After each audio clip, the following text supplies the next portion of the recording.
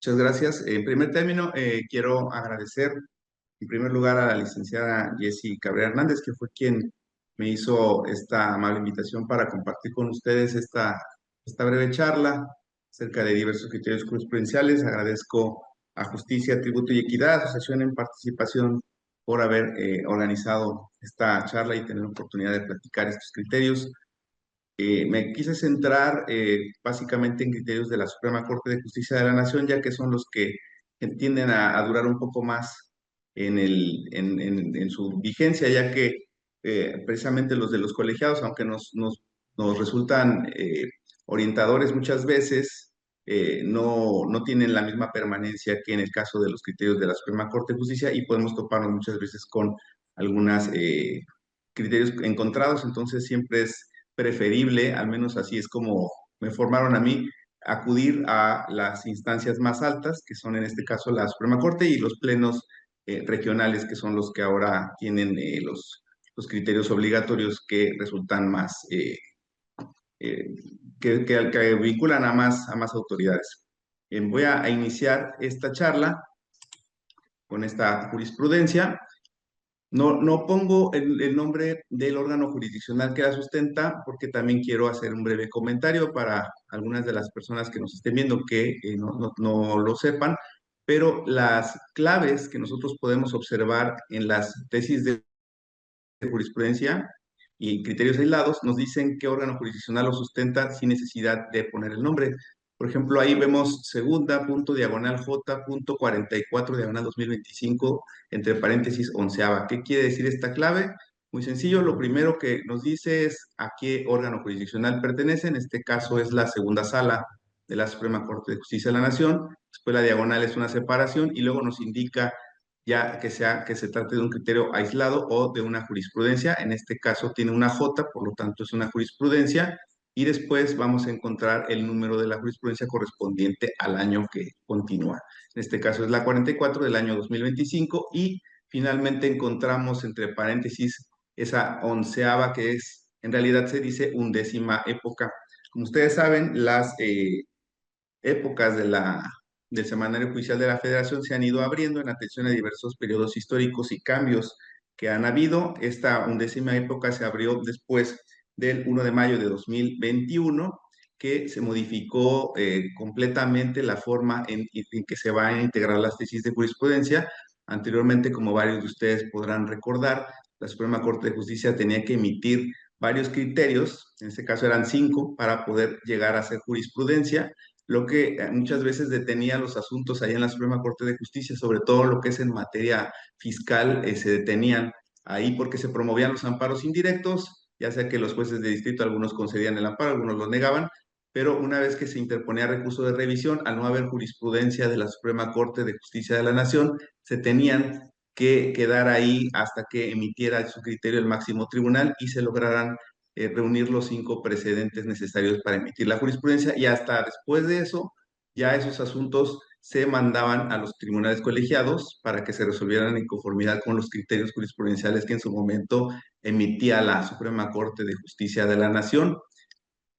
Actualmente se cuenta con un sistema de precedentes. Los precedentes judiciales es únicamente uno y lo que se requiere es pues, que la votación sea idónea pues, para obtener el nivel de jurisprudencia. Si no lo alcanza, entonces queda como criterio aislado, pero ya no se requiere esa reiteración que anteriormente se pedía.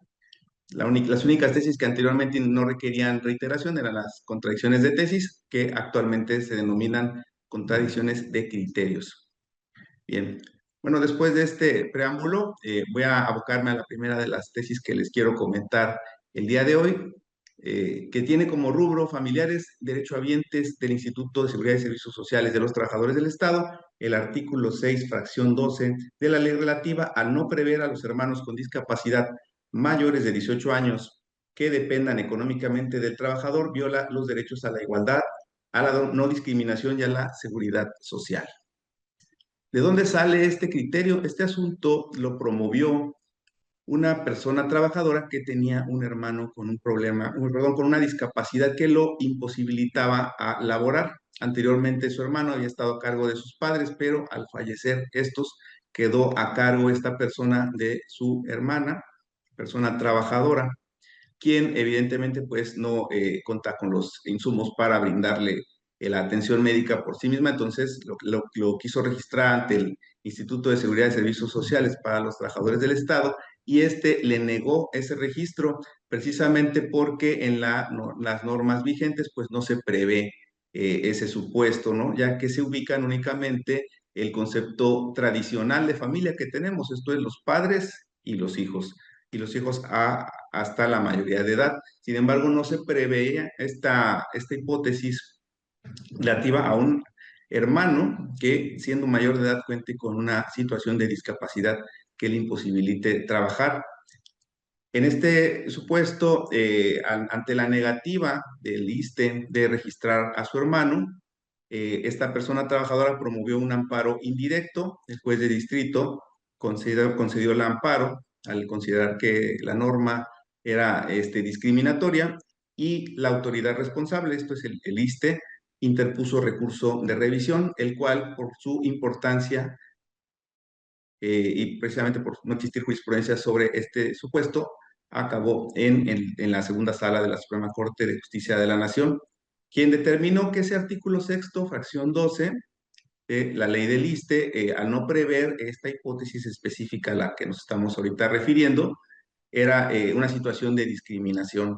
¿Por qué? Porque parte de un supuesto en el que el concepto de familia ya no debe ser el tradicional, el habitual que se ha tenido, sino que se debe ampliar a casos como en el específico.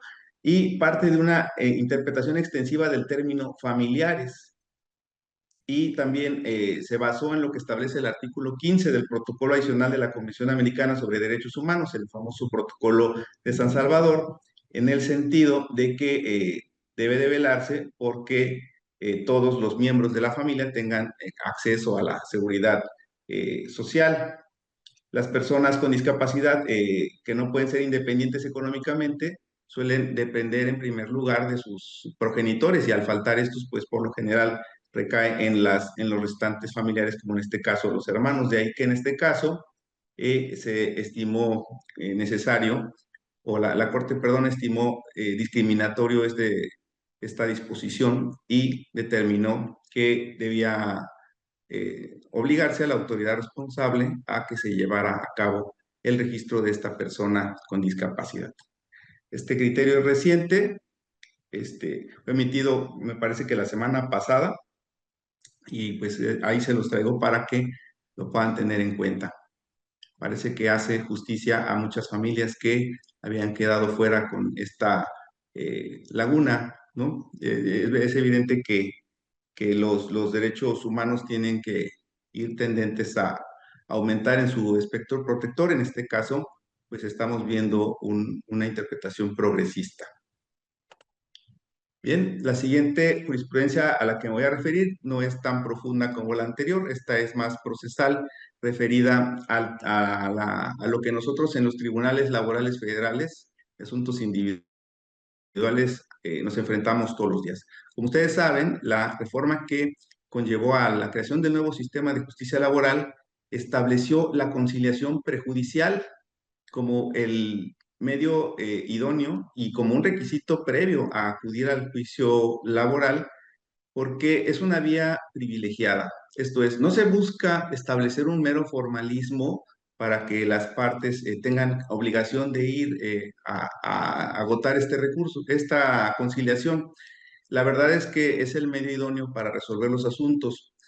Por ponerles un ejemplo, si un asunto se radica, vamos a pensar que si se sigue en aproximadamente 6 meses la integración de la etapa escrita, que nosotros le llamamos, y se dicta la sentencia antes de un año, esta sentencia, aunque sea favorable a la parte actora, pensemos que todavía puede ser impugnada en un juicio de amparo directo y se puede llevar alrededor de año y medio, 2 años para que salga el asunto. Entonces, aun cuando se tenga una sentencia favorable, lo más que podría obtener la parte actora, en los casos que así proceda, sería a lo mejor la garantía de subsistencia que tiene que dejarse libre de ejecución cada vez que se promueve un amparo en el que se puedan afectar derechos de la parte trabajadora. Por eso es que hasta que regresa del juicio de amparo y ante una negativa, por ejemplo, del amparo, ya quede firme esa sentencia, es que se podrá ejecutar. De no ser así, entonces tendrá que seguir esperando el asunto hasta que alcance esa firmeza y entonces se pueda pasar a la ejecución de la sentencia laboral. En cambio, cuando existen convenios, pues abrevia bastante los términos de resolución de los asuntos. Por lo general se pagan dentro del mes siguiente, son los tiempos que por lo general se están manejando en convenios y entonces son asuntos en los que pues resulta muy conveniente para las partes esto de la conciliación prejudicial. Sin embargo, muchas veces se está soslayando este requisito, acuden directamente ante el Tribunal Laboral y al ser un requisito de procedibilidad, lo que hace el Tribunal Laboral es mandarlo, o sea, nosotros le llamamos remisión al Centro Federal de Conciliación y Registro Laboral y ello conlleva al archivo del asunto. Sin embargo, aquí surgió una situación distinta. Bueno, es la misma, pero tiene una pequeña diferencia. Al momento de que la persona, la parte actora, promueve su demanda en este asunto, dice, demanda a varias empresas y con todas celebró la conciliación, lleva sus constancias de no conciliación, es el comprobante de que agotó este requisito. Sin embargo, del análisis, perdón, una vez que ya se empiezan a llevar a cabo las etapas de este procedimiento, la parte actora se da cuenta que le faltó demandar a otra persona más. Y entonces formula una ampliación de demanda y solicita que pues se amplíe, ¿no? Se tenga por ampliar su demanda respecto de esa empresa que le faltó demandar. Entonces, ahí había habido diversos criterios. Algunos tribunales consideraron que ahí no se tenía que exigir el requisito de procedibilidad, ya que ya se había agotado respecto de las empresas que sí quería demandar desde un inicio, y algunos continuaban el procedimiento y soslayaban el requisito de la conciliación prejudicial. En cambio, otros tribunales decían que al ser un requisito de procedibilidad tendría necesariamente que archivarse el asunto por no haberse agotado el requisito de posibilidad respecto de esta empresa que se había ampliado la demanda. Sin embargo, al irse a la Suprema Corte, este asunto acabó en contradicción de criterios, porque los tribunales colegiados habían sostenido diversos criterios. Eh, Aquí la Corte lo que dijo es que en este supuesto se debe de suspender el procedimiento. Hace algo que diametralmente ha sido opuesto a lo que tradicionalmente se ha hecho en los tribunales laborales, eh, y no es gratuito lo anterior porque esta, eh, esta situación de archivo se desprendía de la siguiente jurisprudencia que enseguida les voy a proyectar. Esta jurisprudencia, que es un poquito anterior, decía que se remitía el expediente al centro de conciliación para dicha fase y se ordenaba el archivo definitivo del asunto. Entonces, eso es lo que tradicionalmente se había estado haciendo. Sin embargo, en la tesis anterior, la que les proyecto ahora, se habla ya no de un archivo, sino de una suspensión. Entonces, no ha sido abandonada la otra tesis. Sin embargo, esta tesis pareciera que deja en suspenso ahí el juicio laboral, ¿no? Parece que es más protectora, ¿no? De la parte trabajadora porque evita que el asunto se archive y tenga que necesariamente volver a promover otro juicio. Aquí este criterio parece más benevolente con la parte actora, ya que una vez que promueve su demanda y si le faltó celebrar conciliación con aquella empresa respecto de la cual quería ampliarla, ya no se va a archivar el asunto, sino que vamos a suspender el procedimiento laboral por cuanto hace a todas las demás empresas y una vez que se agotó el procedimiento de conciliación, entonces ya se verá si se continúa. Porque puede ser que de esa conciliación que se está mandando al centro de conciliación por esa empresa que se quería ampliar, puede resultar en un convenio.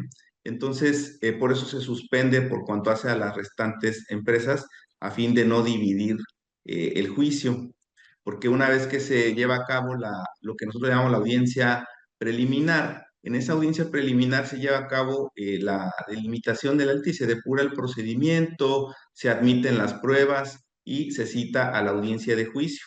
Entonces, no podría llevarse a cabo esta audiencia si tenemos pendiente esta situación respecto de una de las partes. Entonces, sería hasta que nos informe el Centro Federal de Conciliación y Registro Laboral si se llevó a cabo o no la conciliación con esta empresa que faltó, que entonces podremos saber si vamos a poder continuar con el asunto.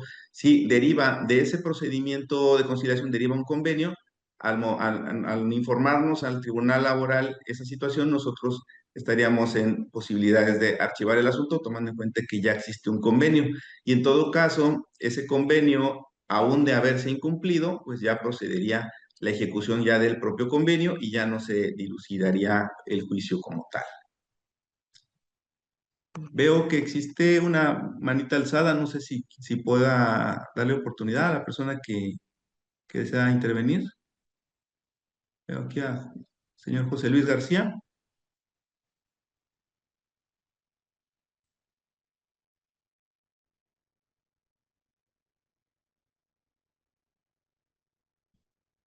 Sí, buenas noches.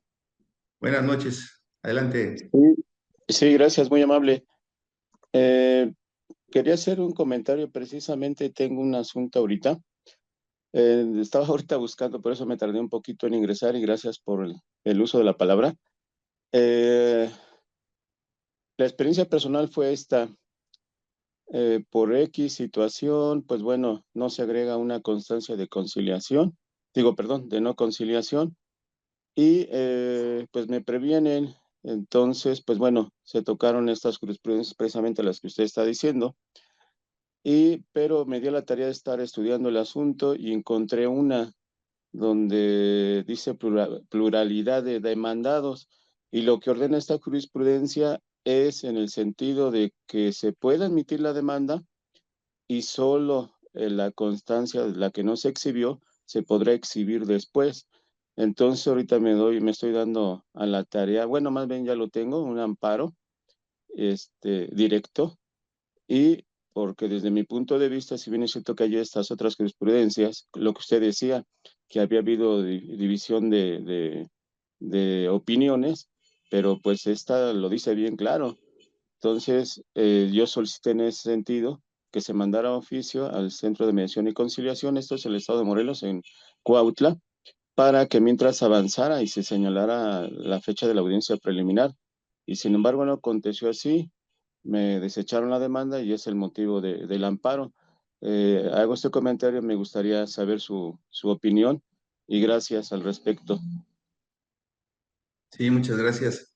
Pues aquí en realidad, como lo había comentado anteriormente, el criterio que estaba era justamente este anterior, pluralidad de demandados. Obviamente, si es una sola la persona que fue demandada y no viene la constancia, sí se le va a requerir, con mayor razón porque solamente es una. En la de pluralidad de demandados había habido varios criterios diferentes.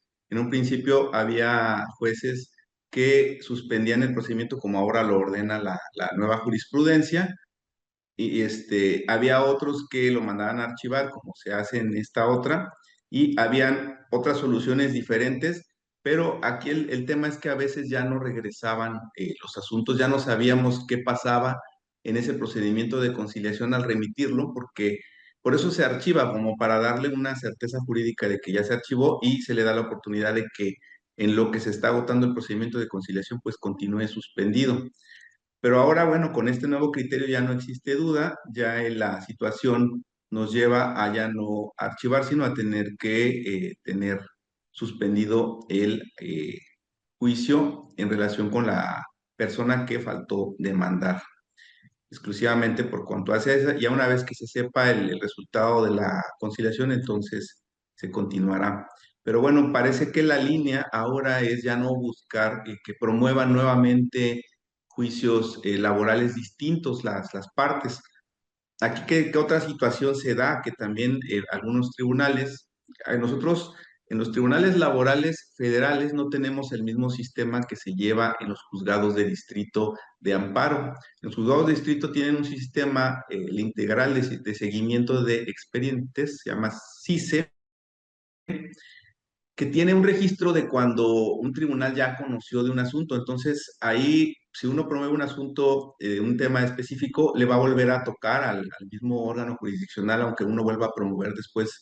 Sin embargo, nosotros tenemos un sistema que suena parecido, pero no es el mismo, se llama SIGE, es Sistema Integral de Gestión de Expedientes, y no tiene ese sistema de conocimiento previo. Entonces, muchas veces hay tribunales que ya conocieron de un asunto, pero sería una situación en la que no existía, no presentaron todas las constancias de no conciliación y se mandó a archivar, y a la vuelta le puede tocar un nuevo asunto, a un nuevo tribunal.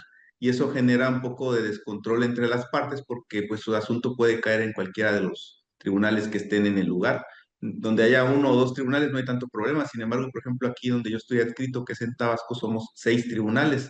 Entonces, un asunto que ustedes promovieron, que a lo mejor inicialmente estaba en el sexto tribunal, acaba en el primero o en el segundo, y entonces ahí se genera un poco de descontrol para las partes. Parecía que este nuevo criterio es benevolente por cuanto hace que mantiene suspendido el asunto y no quita la obligación de la conciliación, que es lo importante en este caso, porque es una cuestión que tiende a ayudar a las partes, no lo vemos como una cuestión formalista ni para evitar la promoción de asuntos. Sabemos que muchas veces no prosperan las conciliaciones, sin embargo, de prosperar, pues va a abreviar bastante los tiempos de resolución de cualquier asunto. Y sobre todo tiene el beneficio adicional, como ya se los comentaba, de que los convenios pues ya no son impugnables en amparo, ¿no? Que adquieren la categoría de cosa juzgada, pero no tienen la posibilidad de ser impugnados. Voy a continuar. Aquí hay otro tema bastante interesante, que es el relativo a los intereses por salarios vencidos. Dice esta tesis que debe de cuantificarse en cantidad líquida en el laudo o sentencia condenatoria. Como ustedes saben, después de los 12 meses de salarios caídos que se determinaron a partir de la reforma de 2012, ya los salarios caídos no siguen transcurriendo de manera indefinida hasta que se ejecute por completo la sentencia o laudo, en este caso. Sin embargo, ahora se cortan después de 12 meses y empiezan a correr los intereses a que se refiere el artículo 48 de la Ley Federal del Trabajo. Veo por ahí que existe también una mano levantada, licenciada Ana María de las Mercedes. No sé si ya no le han quitado el silencio a su micrófono. Vamos a esperar un momentito. Ya lo quité. ¿Me escucha? Adelante. Adelante, licenciada. Pero, maestro, mire, lo que pasa es que no sabía yo, como entré cuando ya habían comenzado, no sabía yo que conforme iba usted exhibiendo las tesis, se podrían hacer preguntas. Y yo me quedé, antes que sigamos avanzando, me quedó una duda con respecto a a la que dice 44/2025, familiares derechohabientes del Instituto de Seguridad y Servicios Sociales de los Trabajadores del Estado, el artículo 6, fracción 12 de la ley relativa al no prever a los hermanos con discapacidad mayores de 18 años que dependen económicamente del trabajador, viola los derechos a la igualdad, a la no discriminación y a la seguridad social. Es, como dice usted, esto ya entra en el tema de familia. Entonces, también mi pregunta es, si ya se pudo lograr que en este caso fuera un hermano, esto podría aplicar, digamos que es una familia de escasos recursos, donde a lo mejor nada más trabaja una sola persona que tenga ese servicio de seguridad social. ¿Será que podrías decir un primo y que él fuera el sostén?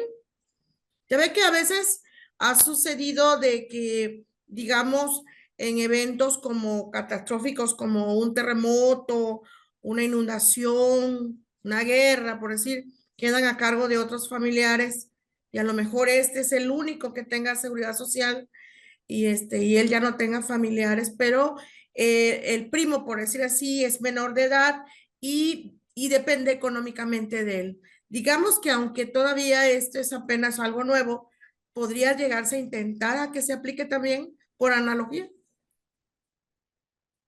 Pues yo creo, ¿verdad? Ahora sí que sin adelantar criterio, ¿verdad? Yo afortunadamente no tengo competencia en amparo y pues puedo todavía tener una opinión. Ya es más bien personal, no tengo ningún asunto con estas características, por eso es que me puedo manejar con libertad en relación con este tema. Yo creo que el principio de progresividad de los derechos humanos nos permite extender los derechos hasta donde se pueda. Yo creo que ahí ya se vuelve casuístico el análisis de cada asunto y para poder establecer si tienen características similares a aquel que llevó a la concesión del amparo, como en este caso, es un hermano, pero acá pues nosotros sabemos que muchas veces los hermanos también se tienen, no necesariamente el hijo de mi papá o de mi mamá, ¿no? Entonces tendríamos que checar las características específicas de cada asunto para ver qué tanto encuadran de manera analógica en este supuesto, ¿no? Atendiendo al principio de igualdad también. Así También para es. evitar que no se abuse, ¿no? De esto también. No, pero yo supongo, no es con el ánimo de abusar, sino más bien, como bien dice usted, es una realidad social que por fenómenos naturales o por guerras actualmente pudieras darse una situación así, que quedaran en manos de un primo y que fuera el único proveedor. Claro, atendiendo a cada caso concreto, yo pienso que si ya en derechos humanos hubo ese avance progresivo en ese supuesto, podría haber a lo mejor en uno en donde no se trate de sorprender, sino más bien, pues que fue una realidad que pues él depende económicamente porque sus padres se murieron, porque sus padres los abandonaron, porque son migrantes, porque hay guerra, por lo que usted quiera. Pero es algo que realmente sí se llegue, sí pueda acreditarse y que piense uno que, bueno, podría encuadrar ahí para tratar de que pueda ser atendido porque es un menor de edad o porque presenta alguna discapacidad, aunque sea mayor, Así es, yo creo que la obligación del Estado es brindar la seguridad social en cualquier y situación. qué situación. Y si aquí ya se amplió el concepto de familia, ya no es el tradicional, dice aquí esta tesis, que es lo que se va a rescatar de ella. Lo más importante es, se interpreta el concepto familia y se hace extensivo, ya no al típico, el papá, la mamá y los hijos, ¿no? Sino también hermanos mayores de edad. Y en este caso, pues como dice usted, también habría que checar las características específicas en las que se encuentra una persona. Si tiene discapacidad, yo siento que aunque ya no hubiera ni familiares, el Estado tendría que hacerse cargo de esa persona, no lo puede dejar morir, ¿no? Es un principio de humanidad ahí que existe en derechos humanos, no se puede dejar morir a En nadie, el pero bueno, abandono.